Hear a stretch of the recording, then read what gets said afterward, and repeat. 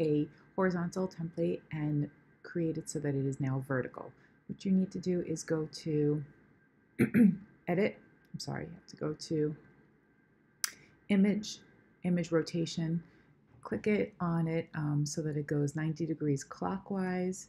You'll see that it turns the entire canvas around, so then now it's on a vertical, but so are all the images. So now I'm going to go to the text layer. I'm going to hold it down my shift button and then click on the heart layer so that they're both highlighted. Go up to edit, transform, and I'm going to say rotate, and we can just rotate the image any way you like. And you can also use the free transformation tool as well. You can move it so that it's in the correct location.